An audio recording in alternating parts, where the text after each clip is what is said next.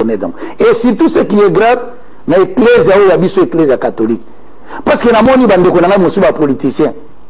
Bon, il y a des gens catholiques. Je vais vous exemple. Il y a Martin Fayoul. Assemblée à la paroisse, il y a des catholiques. Paroisse, il y a assemblée. Moi, je suis cette Augustin, il y a assemblée. Il y a aucun dans ces matières. Non, parce que la population à comprendre pour les. Est-ce que vraiment le lot na era responsabilité to komi nango to komi mabato mbe to komi mabango pe na kombo ya biso ba catholique ça n'est pas normal.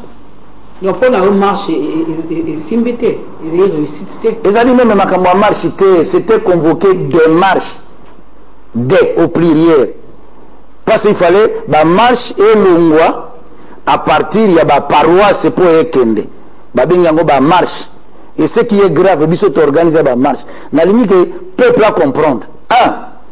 Biso tokoki kolingate en tant que ministre et opposition dans le gouvernement, on peut interdire aux gens de marcher. Jamais. Pourquoi? Les gens sont libres de marcher. Mais il faut respecter la loi. Qui a demandé la marche telle? Il faut y avoir pour ça va itinéraire des ans. À chaque fois que ça marche, c'était comme ça. Bon, on est organisateur lié à une association place nini. Quel est le siège? C'est important. Parce que vous engagez les vies humaines. On doit vous encadrer. Tout ça, c'est important. Bon, tout ça, la bête lié à l'humanité, et c'est là ça qui a été itinéraire des athées. Non, on est. Namboka, ils ont eu le collaborateur, vous avez ça la moubou, et c'est la caté. Ndeko lisanga bongango lobi mingi ba yokio. Na lobi na mingi te. Bon, likambo koma moi pasi. Ndenge koma na gouvernement na banzo koma na moi difficulté. Ya ko zala pinga na alima na katikati ya likambo. Ngana ina tuna mutuna moko na loba mo phrase mo na yoka ngopa mutu mo alobaka na mo le poto ngeza na ngoka peka ya bongo alobaka qu'est-ce qu'il faut faire pour bien faire. Ba marche nyoso oyo koma ko senga mape salama ezakaka contrecarré eloko nini penza oyo senga ke marche moko te bato basengi pe boye Enzimani, bankadre, batupe batamboli, pour te éviter mibeko ya mboka. Eko pesa bato penza, nzela ya kusala marche. Pour tout le monde eta ba marche landa miawa, soko misato, soko mibale, mezaraka, basenga ki malamu te, ezaraka bozana droite, ezaraka o bon format qui biso te lokwa yo lobite yo ba benga ke te poani ba benga ke te kasese ba loba ki teke bo kende marche kozala et loko nini komi penza pour empêcher sinon ba lobate Congo za sumbuka ya démocratie. Mama Solange nakubanda d'abord na likambo yo lobi wana ya koloba bandoza na gouvernement okoma na difficulté te.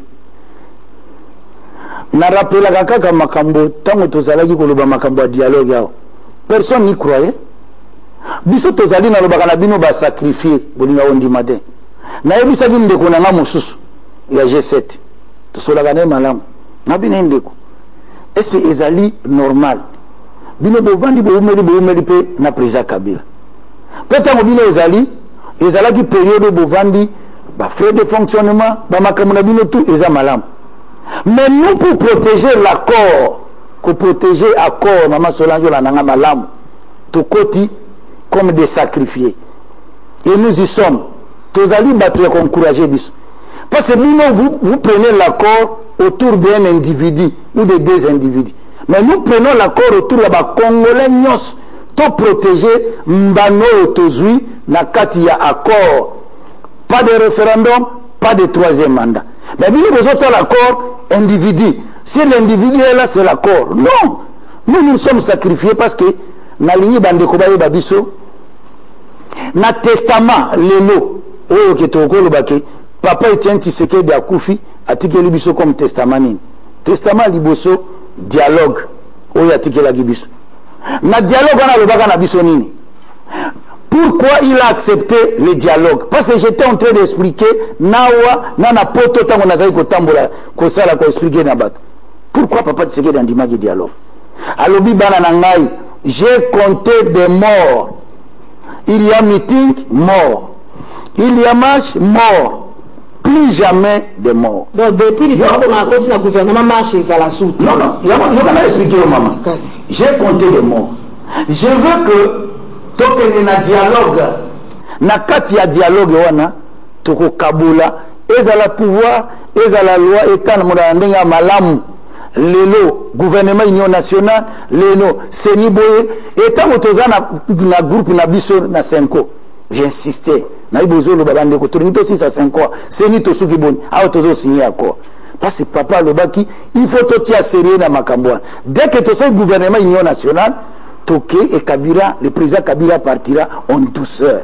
Pourquoi? Parce que Tokozala, Ezala gouverneur, c'était que parmi les 26, 13 est à majorité, 13 est à opposition. Mais nous avons perdu ça pourquoi? Maman, imaginez-vous, parce que na lingaruta na komo ba individualité. Je prends seulement un exemple. Ndeko nangai Félix Azala président ya Sensa, na place ezaki papa Titi. Parce que c'est le président ya Sensa akokaki ko sembola makambo nyonso ndenge tozaleo adi ba ministre ya opposition na moni kune bota mamte revenez si faut za la blocage à Télémi mais makambo nyonso ezate siko yo lingi ba prochaine po pesina ya na mutunu na ngate na eloko ni bozo na ba marche yango to komona ba pekisi ba mususu ba marché. Mais bamsu ba okende kuna liboso ya ambassade ya Belgique ba inauguraki groupe Moreke le même jour la même date ba marché et là ni ça là que bamsu ba boeli bango.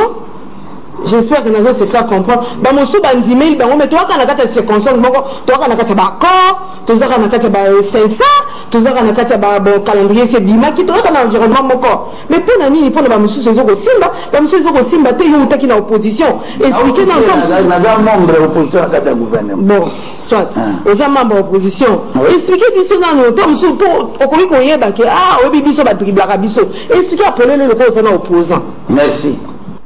Pour la makambo etali ba marche maman il faut biso na kati to si to zoya ngote même tant to zagi na opposition to vanda baninga balobi ah ndenge ni yena ndeko mokia basali marche batiki bango bakete na ambassade c'est parce que to longolaka gouverneur ba prétexte nyonso za ko luba na biso bo pesa biso itinéraire bo sala boy to komi na front populaire contre la révision constitutionnelle to signé na mwana mboka mokia to tambola kolongwana ti to komi na ambassade des États-Unis et siri to saiba communiquer na biso peleki mais soki lelo balobi na biso mama to saba to mayel na biso moko pe loko zo pesa na pasi na zo continuer ko beta sete ezali ya kolongola koluka kotia église ya biso catholique o biso to saka mingonga mikonyonso na zo sambela pona ngo to continuer ko lobake église a sengi po asali boy ah.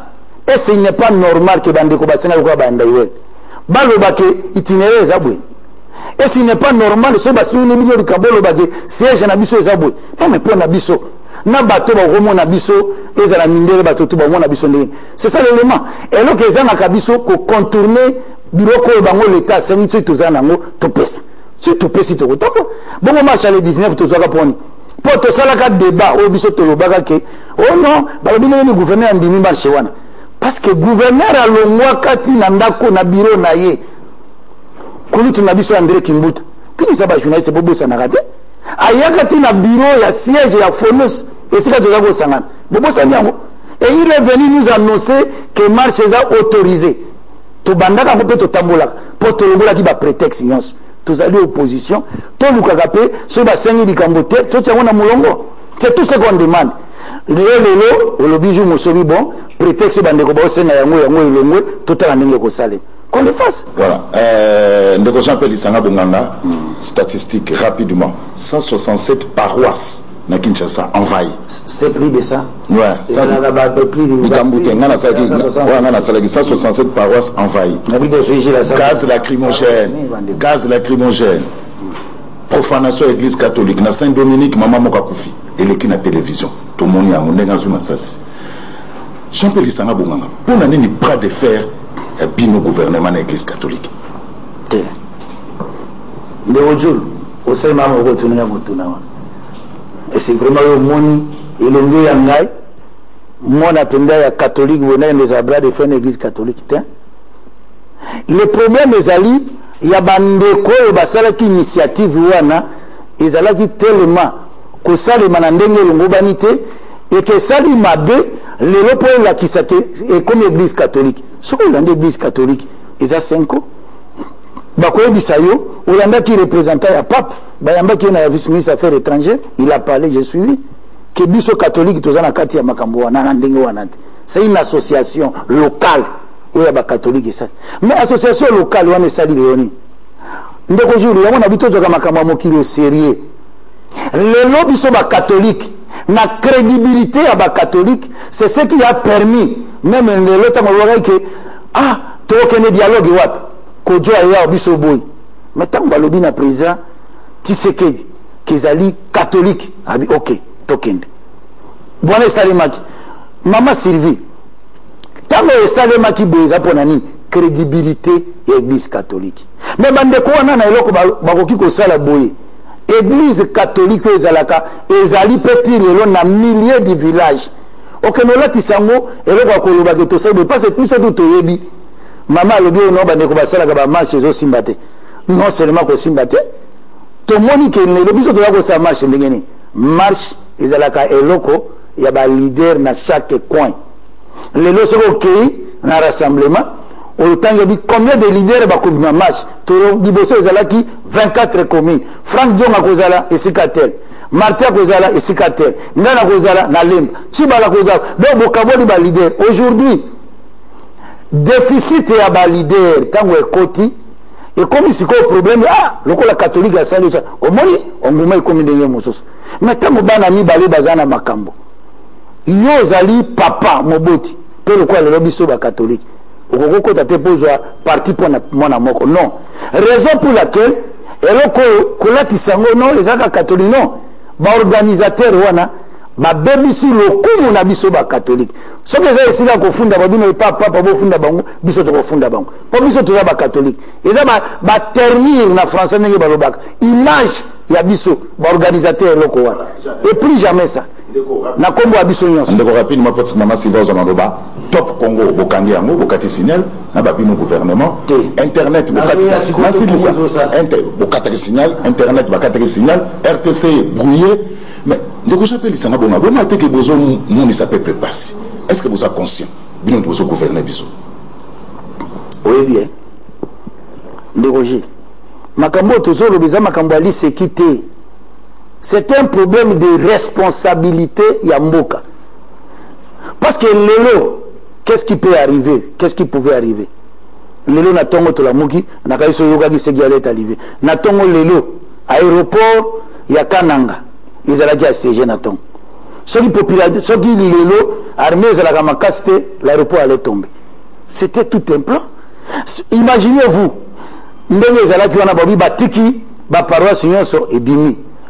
Parce que nous, dans le conseil des ministres, quelle a été la résolution? Pour que nous soyons fidèles catholiques. Oh non, il faut interdire les messes. Tu le dis jamais. Nous allons interdire. Gouverneur de la ville catholique. Catholique, on a communiqué, on a écrit que les messes sont interdites. Exactement. Mais c'était. Parce que messes, etika makeleka ezalaki nini et là koto wana nayebi ke yo Gilles Bosolaka pe bien na général Kasongo en tout cas avoir ce qu'il y avait ils à la côté ya police na ba bureau koto ezalaki les affrontements et kokako kozandenge mosusu moi professionnalisme pe ezali c'est pour dire ceci Gilles lelo bande kona biso na responsabilité ya makambo yo euti koleka na mboka imaginez-vous ce qui allait arriver partout, de partout. Et les amis ont dit, ils ont chité à pouvoir. Ils ont bouinaboué. Non. Mais ils ont qui et là, quand on sujet, il faut pas féliciter le gouvernement à aider la population parce que les gens allaient aller dans quelle destination? Ils ont commandé mon sujet. Mais le gouvernement a pris la responsabilité, a dit qu'il bateau, là. Et en sortant, comme les marches automatisées. C'est clair, Bango, on est à Saint-Michel, na Bandal, Bakani, Bango Kumba, Kobimate. na cercle bango na Saint-Denis cameraman coup antenne la bêtise ko beta et pas na biso ndenge na mona ina paroisse ya biso na Saint-Augustin pas mais c'est la BTO qui était là na vicaire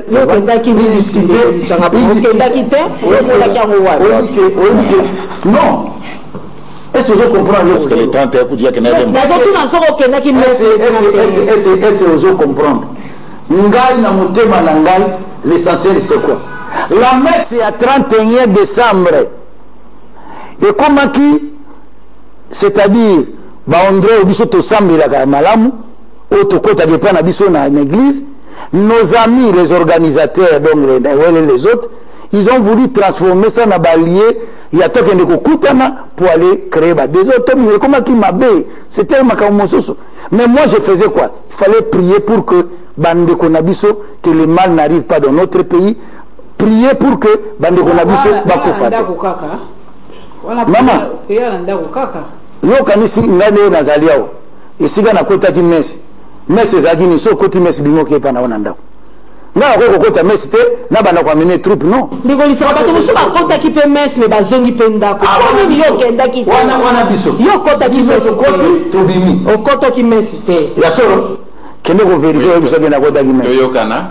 nana lo li fe na kota ki susu ni ko so akota na ngai messe mama Sylvie pe ndeko Zulu ngai na ibaka ndeko lisanga bunga kana maloba naye na uti kolanda ye na bandeli po na etali CCD parti na ye alors biso baza ko sala ba activité te ezali po bazela soki le 1er février les bazongela ba activité na isika wana yo moniteur te ba kombe pe bazemi ba ko yiba yo ba to na tamo nyonso wana ya mibale na legi na tu na yo boy rasot mingi ya limete bango balabite bayebi bokonzi ya président Kabila te banda le 31 décembre utikoleka pe lisusu balobi bakosala pression na CPI pote basala pression na gouvernement ya Kinshasa yo lobi po natsa bakako mwa mungwa basengi pe na ba député na bango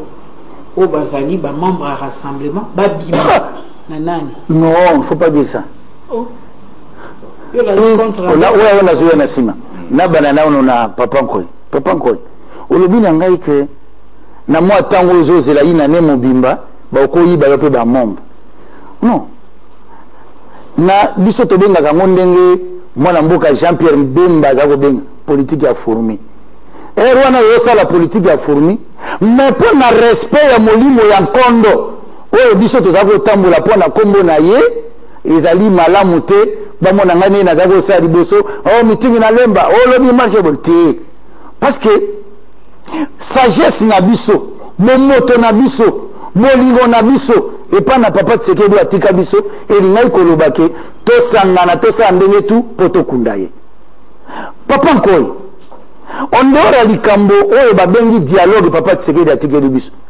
papa Tshisekedi atikeli biso esprit ya bolingo boboto mokola salaka rassemblement ya munene na stade ya munene alobaka eloko yosanga na mboka na biso bolingo mais mutu ya mudele wana papa ya mudele wana akufi omona eloko asalaki biso na Genval eke biso bato toza koloba oui au dialogue bandeko na biso contre dialogue nana akokai kondima namoni kulutu na ngai lokola kiungo mokolo papa Tshisekedi ayambi ye nakomi na matonge na poto alobi ndenge nini asali makambo bobi il faut soki tolingi toganye etumbu oyo tosangana lelo makambo ya motu oyo atiki biso ese ezali normal ke papa lelo atiki biso eke tozwa initiative ya kobatir komba na biso na bokabwani oleke tobatir komba na biso na kombo atikeli biso lokola kombo na nga lisanga atikeli biso kombo ya rassemblement bosangana po bozala makasi non ekoma evandi no indepesi oyo alongwa bovandi na rassemblement oyo alongwa ese atikelaki biso boye eske wana papa koy pardon ese wana tozotosa molimo ya kondo atikelaki biso ke tosangana tokabwana te donc lelo même ndenge bozwaka chance ya koposer baquestion na bandeko wana surtout mama Sylvie botunaka bango mpona nini bokomi na molimo ya kokabwana bozalaka na molimo même soki ezali aboba opposition bo baza na kati ya gouvernement opposition ezali ba mpona bozala makasi bozala bomoko sans cela ezalaka te kaka biso tokoza po tongo motuna mibale otoni esika wana bomoko olobi wana namoni te ezali te kasi yango mabe te papa Tshisekedi akufi bino esika ya kozila kobongisa na ndenge nini ya kobomba nzoto na ye bokomi kowelaka bibongo na boye merci mingi papa nkoyo moni kosemboli ndenga na lingi ngai eloko nazoyoka motema pasi yango wana lelo moto azoloba ke ngai nalingi nazwa devant mpo natambwisa makambo ya papa Tshisekedi ndenge elongo bani faza na molimo wana ngai naopromettre yo ntango nayebisi yo ke na février tokobanda makambo okomona ndenge ekozala na ndenge nini ya koluka ndenge nini bomoko ezali mpo soki bolingi bosala likambo ya politike sans cela oyo nyonso baoloba yo ozali okabola bamosusu nalandi meme ndeko na ngai moko alobi oyo na babilo Vital Kamerhe te tolingi komona ye te mais yo olingi omona bato te yo kokaya etumbango oyo moko Martin Fayulu mutalobaki te mpo baboyo mama Sylvia baki te Martin Fayulu mutalobaki alors toko olobi boyo moto na moto ndenge toza wana na opposition moto na moto na histoire soki olobi ke Vital te bato mpe batali bongo yo na période telle yo ozalaki osignaki constitution na période telle yo moto osignaki révision ya constitution na période telle yo moto osalaki mpe tout ke biso opposition to perdre pour que gouverner ya majorité aleka bakoloba mpe na yo te ntango ezolakisa moninga mosapi oyo mpe ezotuta yo na nsima ezolakisa ke yo olakisi boye oyo ejongi na yo totika biloko wana soki tolingi ke tozala totambola na ndenge elongo bani totika biloko wana kolakisaka baninga misapi towela ngonga tokende na oyo ya mibale ya mibale olobi na ngai olobi bandeko balobi bazoreconnaitre lisusu président Kabila te mais c'est là où biso tozwi raison na ndenge nini papa nkoye mama Sylvie lelo soki biso tokotaki na masolo te mpo toprotege accord te na déclaration ya modele wana accord ekufi donc makambo mibale ya motu oyo tozwaki y a pas de révision constitutionnelle pas de troisième mandat tala bandeko bafungoli nzela wana ndenge nini mpo na koloba boye ça c'est demandé déjà na eloko na oloba na lobaka mais accord on kufa mbala kombe c'est kufa non malembe yango de non ekufa te po biso to protéger biso toza na gouvernement pour accord protéger po bovana nanu wana ko sala na ki pense que babile la accord et te bino voilà mama eloko yobi ya mutuya yango wana deux éléments ya ko protéger accord pas de troisième mandat pas de révision constitutionnelle biso to simbi yango to vai nango na gouvernement bandeko bani bana obino biso to reconnaître iso accord te to konza président Kabila te ya nazolo balelo mukomusu bozo misemission ou ana kombo nango demande ya troisième dialogue demande ya troisième dialogue pourquoi toza biso so bana mikete yo le bozo reconnaître président Kabila te bokene nani boza ba journaliste bozongela ba déclaration toza ko sala même temps que tozaki na fac opposition déclaration na tosango combien de fois plusieurs fois suba kini tokena dialogue donc déclaration wana nazo reconnaître président Kabila e bandi le loté tosala ngo depuis kala même temps que papa azali tosala ngo mais le temps que tozo sala ko sala biso wapi ekotinda biso wapi ezotinda pona koloba ke d'une manière concrète et pragmatique yo koloba o reconnaître président Kabila te o reconnaître ba institution te ezokende pe nango après tant bokolemba bokesu na masolo non biso ne tongi to comme premier ministre alors ouais c'est quoi tolingi bokate CP et puis na makambo balobi te ba député no so rassemblement ba ponde ko fayu le coup de sabima na déjà tu abima te naza ministre chargé de relations avec le parlement abima assez charasou te assez raté poni asizate poni abima nde sila soko olobi osejaka te okomi mokana na parlement odémissionné bamoni kozali sous député te soko olobi osejaka te eloko oyo ya motu oyo bakozwaka kombo nango emolima kozwa yango te sans cela otuni yobi tokende na freeland afreeland atangi banque tokende na freeland tokende omona neyonga okendeke bon yo so osejaka te wana ezali grave mbongo ezobima na trésor ya Congo olobi osejaka te mais yo oyebi ke bakende wana bazwaka po natia na parti otia na parti te ese koma parti ekoma bikuna ekoma bikomo na yo nga naza lokwa toza lelo ndeko na ngai leki na ngai tosi alonga ngai mpona compte ya parti na biso aza wana bongo soki abia bino bongo nyonso compte ya parti ezalaka te alors totika mama Sylvie totika kokosa nalobi nde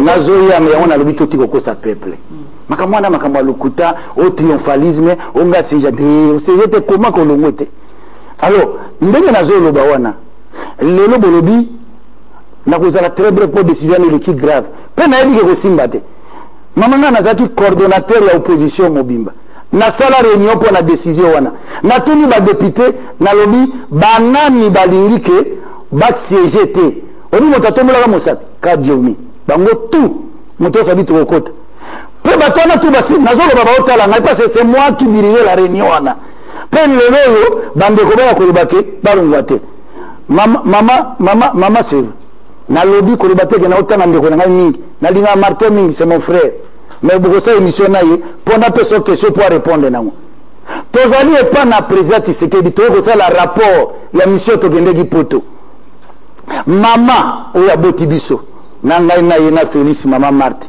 atuni biso abibino bokei bolandi makambo mbongo bosali boye na boye réponse à Martin alobi mama tala tozoyoka kordo na biso mawa na ero tozoloba moki akuta aza na prison tokei kuna po toperdre immunité te immunité aloba boye na mama témoin na ngai tuna pe Jean-Claude Vwemba alors lelo bandeko babiki bakoperdre napesa émission na ogu mpona yebiki bango tu barépondre CPI toke na CPI alors conclusion donc ocomprendre ke bandeko bakoki kozwa risque wana te parce nakopesa exemple na napesa ya suka lelo oyo olobi na ndeko lokolo ya parti na biso aye koyebisa biso ke aya lelo penomona no tosi alonga alobi alongwe ok olongwe oye bon après quelques jours ya élection otomisi koyebisa population ya mwambo odo na ye bovote ngai ye moto okendeki kuna mpo olombaka oyo akozwaka o mama tosaka me makambo oyo molimo eza na nzela et la plupart des cas bato balobaka boye mingi bazaka badepute te pression ya pression nakorépondre na question na ndenge nini parce que bango balobi baza libre ya kosala eloko bakosala ngai mpe naza te ngai mpe nakomi mokanana na bango te biso balobi bango balobi bazo reconnaître président ya république te biso oza na accord nous on reconnaît le président et nous on est dans l'accord bon bango soki balobi ke bakokoma mokana yale kwa bakokomi na cour constitutionnelle awa bakondima bakodebute yo mpe moto aza libre ya kosala activité na ye wana kudima perdre baminute na ngai na makambo wana te nazwa baquestion ya malamu mwana mboka Lisanga Bongango za ministre d'État bapesa pena mosala penza ya kozala interface entre gouvernement na biso na parlementaire 500 PDG 500 PDG na PCA na yo ndenge olobaki lelo tomonaki baninga bakendaki penza kuna na Goma mpona conférence des gouverneurs biso mpe équipe nationale kwa tozangaka te biso mpe tozwaki avion tokendaki ti kuna tokanisa bina moto biso tokokuta liboso kuna ndeko Lisanga Bongango ozalaki te le grand absent totala na télévision wana kotalaka osalaka tourné na secrétariat général na yo okende kotuna so makambo ezali kotambola ndenge nini mais mosala ebonga kosala mpo toyebi ete baassemblée provinciale na bakonzi na bango donc bagouverneur baconflit ya mwa mingi na mikolo esengeli kozala kuna place penza oyo bakende ebonga batiaki nzungu mpona kotokisa biloko wana nyonso bayeba te makambo eza boni mpona nini baconflit eza na baassemblée mais yo na Kinshasa okotambolaka naozala kutu bref na motuna wana parce que mpona gagner baminute na ngai na kati ya gouvernement toza na barépartition ya barole na bamoment toza nango biso toza na makambo na parlement bandeko mosusu bakokende mpe na mosala na ngai mingi tomi kompletaka na mutu mosusu boyebi ye komona ye Azarias Rubero ya décentralisation donc il y a des moments où soki par question d'efficacité lokola ndenge tozali ya il faut que ça tourne pour na kotala ba président ba assemblée comment ça se passe il y a kokende azotala pe décentralisation ngana kotikala lokola makambo ezaki kote na tikala donc question wana rien à voir parce que premier ministre chef du gouvernement a dit que ça la Robert Wake yotika la côté mais côté on a dit qu'on grave les il y a motu na kansaki décision que l'Assemblée assemblée provinciale ba limbisana parce que surtout comptabiliser nombre ya ba gouverneur au Panongoli tout les problème au gérer bino bouti ils assoment il faut rendre kimbuta pourquoi ça président assemblée provinciale au moins le problème est abou lelo pour na kaitali l'assemblée provinciale il faut que yebaka ebele ya ba assemblée wana izui tamingi pe na tamingi tozui na ba assemblée provinciale ba mosusu kutu mingi bakoma remplacer na ba suppléant na bango na ministère na biso na équipe na ngana kati ya ministère awa malobi okendeki na secrétariat général biso mosala tozosala yango wana à ce jour tozotala baatelier ya kosala pour la formation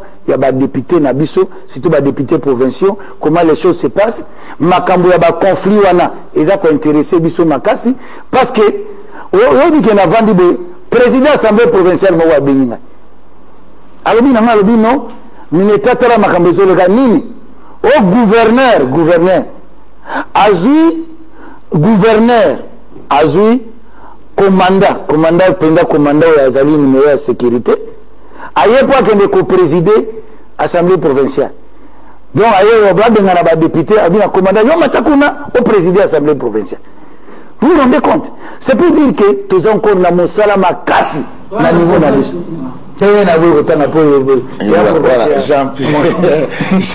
Jean-Pierre Lisanga a bonganga tokene numa likametali lo électoral aux alliés promulgués par le chef de l'État.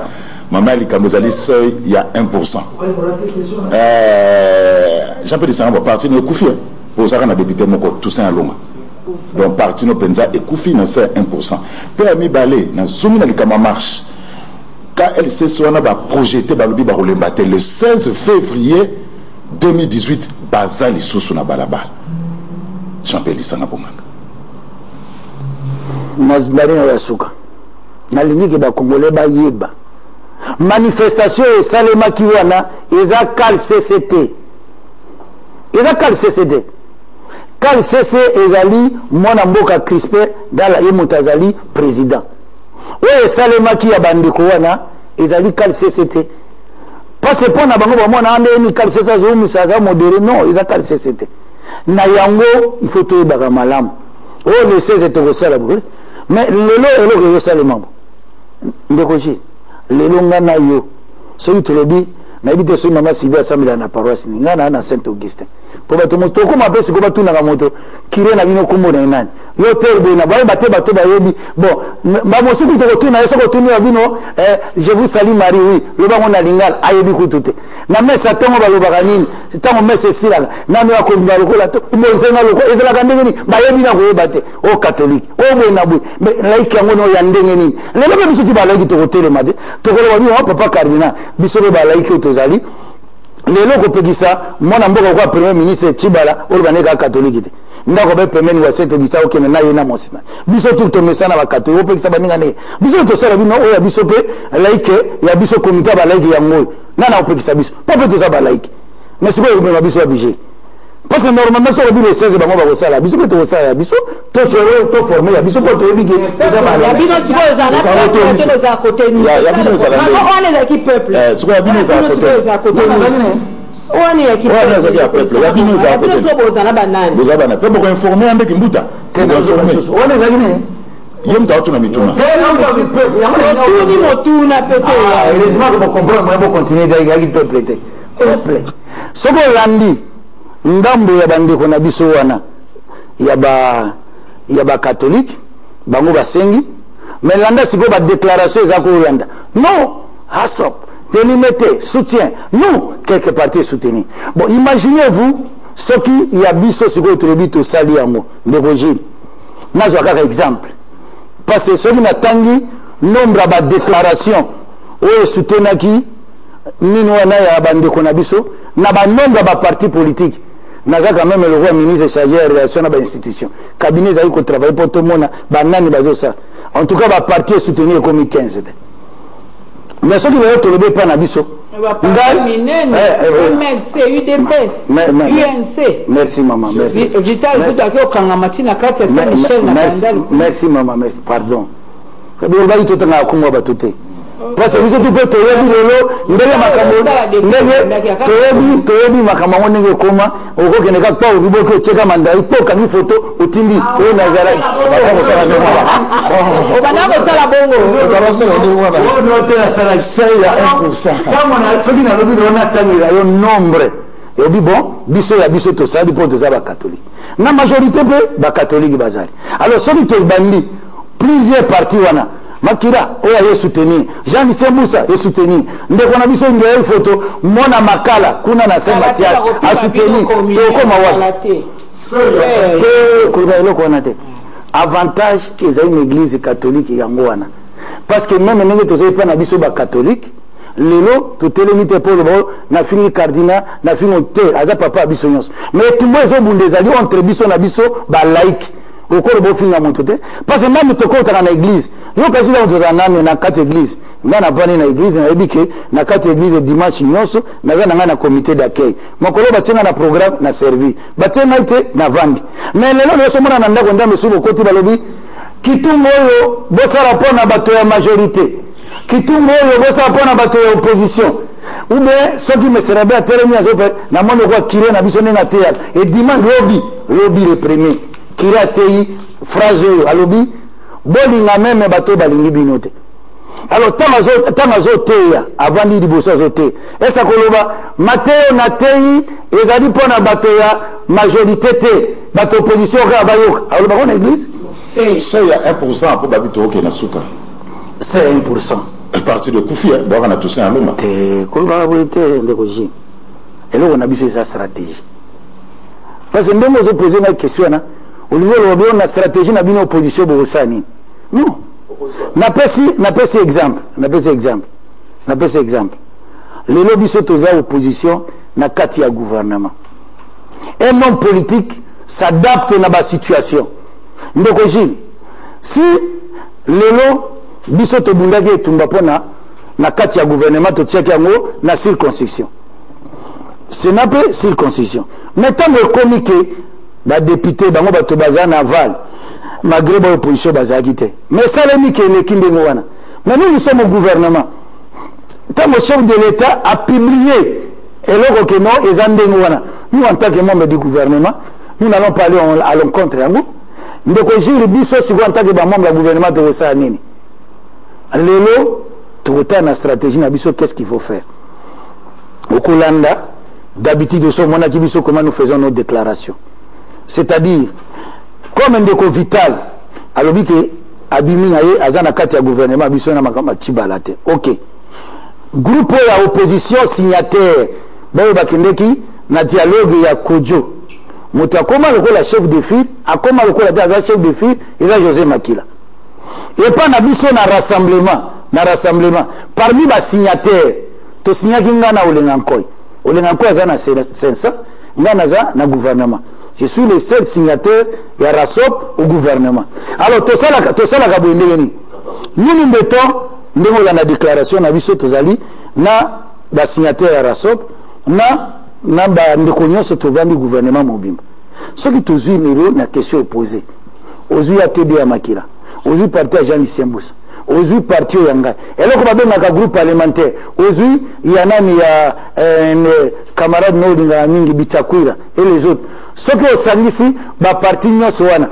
Na ba parti nyonso wana, ba député bazali. Moto moso ko mona Bitakwira na kini boy. Mais ce qui est pas na bango, c'est pas parti no tangi ça impact. Les gens impact te ba parti na ça impact parce que na parti tout na tangi il y a des députés. Grand frère Rayo, Kouloutou Nangaï José Makila Bissoumbal, a déjà na 4. Donc, eloko yassei, tel que j'ai fait le calcul yassei, il suffit bateau bakoki kozana dona kozana 20 députés, 15 députés. Ndenge tozaka na ndeko Roger Lumbala tango tosalaki groupe parlementaire na biso bozui. Il suffit seulement bozwa groupe parlementaire na bino bosangana besoin na bino na député. Donc et le roi des ateliers on sait comment s'adapter. Qui vivra verra. Qui vivra verra. Ko biso ko telemela kango siko loto bo monka boza suna choite le roi mokonza mboka sa signer ngo ba communiquer boza na choite ngo ko réfléchir mais bino ko mena saka bolobaki boko démissionner bolobite mobeko wana eza ya bo yokana kité premier ministre ya ngote bo yokana ki siko lelo o milela to lo bata makabuté to reprocher ki quand même na makambo wana makambo songolo lelo ko biko soutenir à 100%. En tout cas, on comprend sur Maman Solange. Maman Solange. Tosi toyebisa o banda kala ke biso tozali bato o to bundaka lokola ba courager ba sacrifier bato abitu. So to moni situation ya makase ezali obstacle to bundi to bininga ko surmonter. Mosa na biso yango wana. Biso ndeko zo lobana te o na zumu shwa na bambiko milela o nona lela non biso te biso tozali le laki biso to yoka ke le laki te to lobaki. C'est différent. Tolomi l'élite, tolobi. Parce que ndenge tozali awo. Papa ko alinga tuna motuna nae. Eloko bozobo sana ya motuya. Eloko bobo sana ya motuya ezali eloko tout tozo sala na kasi bolandaki secrétaire général des Nations Unies. Botika babilo ko bozo sala wana tokene na maponami. Et biso toza prêt. Ba ndenge toza wana. Toza prêt pour tokene maponami. Tokozala. Pe tozonga. Papa ko batimba. Ah oui, toza wa député tokozwa. Et pour ça, Motuna Suka, maman Sylvie Bongo. Alors, Motuna Mango Mozali Boy. Bobi, beaucoup de parti politique excellence. Bazali comme on a, c'est là, tu peux Bozali pour le bassin. Bazali comme on a un autre type de démarche wana. Le coup la démarche, mon quoi, moi, en bilinga, tu peux, plateforme, mon sous, Bazali pensa pour l'inga, alors, Bango, Balingite, Nzela, mon sujet, il y a pour les causalités. Pour te parti wana et comment kokokana na beaucoup c'est papa na beaucoup c'est na lobaboy c'est presque même question maman Sylvia tunaki pona makambo ba député balingi bobima évitons la chaise vide na ndenge nini même omoni na époque moko biso tozana Jean-Pierre Bemba comme balié na ye toye na président Jean-Pierre pona koloba ke toke na élection na 2006 bandeko mosu ba yebisi papa babino boko tana makambo wana te. On a raté. Après, tu es au tant que tu reçois la Dikambouana et que tu signé. J'ai peur, député, il faut que tu apprennes ma campagne. Parce que tout peut arriver, que tant que tu as ça, oh non, biso to bima, biso to bimite, biso to ça, très élection, et ça, ok, qu'on s'organise, pour te bandeni to ça là, il faut que on y organiser. Parce que sans cela, c'est vide là que zo bande ko ibero ko mona biso ko élection ba musu ko makaba ça bote to kena biso élection te et alors comme loko musu ndeko Jean-Pierre Lisanga bonganga masona biso esili na 30 secondes au pesa liloba elika pour ne belé aba congolais o ba ko mituna soki to ko kende wapi o meka ko rassurer ba mboka o penza mayele se sili bango o penza ba interrogation tondi bango na moto. Maman Sylvie, merci Mingi, na beaucoup c'est elle a retrouvé du peuple congolais et que tout ça là tout elle a retrouvé au Kabola biso na mboko yo eza maponami elle a retrouvé ça biso na mboka yo ezali accord to signé pena sepela ki mingi na bandeko ya MLC tant balobi plateforme pour le respect de la constitution donc accord wana kangamina constitution to bima na ba débat ezali anticonstitutionnel parce que tant que tozo bima nango il faut avoir la capacité na mesure que ça là qui doit appliquer et le ko boloba lelo totuna la kana maman Solange kaka awa botuni na question oh non bokomona le 31 transition kozala une transition sakabir lelo bande ko bazomona to komi les 2 to komi les 3 to komi les 4 peut to tika ko faire rêver batumaka mosusu soyons des politiciens au bazoloba vérité to bisa peuple que to sala tout okene na maponami biso soki tolingi to préparer candidat na biso na lelo na okopesa exemple pour na suka moi je pensais tant on a okaki que biso toujours soutenir des crispations na kati ya gouvernement parce que toujours le bamingi na président ko il faut bande ko baza libérer to lo bakango na ba réunion nyos pour ko salemaka mais yo lelo ko mona binaza candidat président. Et moi je m'attendais que Bandeko Baba candidat pas après ce bassignon il y a candidat mais tant que vous ça bassignon qu'il y ait un autre dialogue vous avez retardé le peuple tokende nandenge tozo kende bango basali bo to surmonter basali bo to sali pour que tokende na maponami tozwa lelo bureau komi balia motuya tozwa pas de 3e mandat, pas de révision constitutionnelle. Biso opposition na kati ya gouvernement tozo batelamo. Donc bande ko batika koloba oh non bona bazalo ko ba traître oh to boma bango to sala bu ezana tina moko te parce que biso moko lelo to komi ko mona certaines erreurs mais que tozaki na 5 ans tozo loba ke to bunde tumba to signer accord na arrangement particulier. C'était mon combat. Les amis baotala ngai n'ont pas accepté. Tala lelo tolinga tozala na papa akufi comme président ya 500 baerere mpo mususu ya biso moko na kati ya négociation. Donc na soki sina kotombela pe mobu molamu na bandeko nyonso tozala na discours ya espoir oyo eza kofaire remettre espoir na mboka pour que mboka na biso ekende na liboso parce que ndenge tozokende ezala te ya bono kape ezala na baélection bapona miesala. Matondi mwana mboka Jean-Pierre Lisanga Bonganga, ministre d'État en charge des relations avec les parlements. Il est quoi que c'est te bozalaki ebele bolandi biso matondi lisusu ndenge bopesa équipe nationale confiance émission bolinga oyo bokokontinue kolinga bolemba te na kosoutenir biso beto kosala toujours mosala kolukelaka bino bato ya motuya oyo bakosala ete mboka ekende liboso botikala malamu nde tokutani na mikomi ezali koya na masolo ya équipe nationale oyo bino bopona biso mpe lokwa topona bino matondi.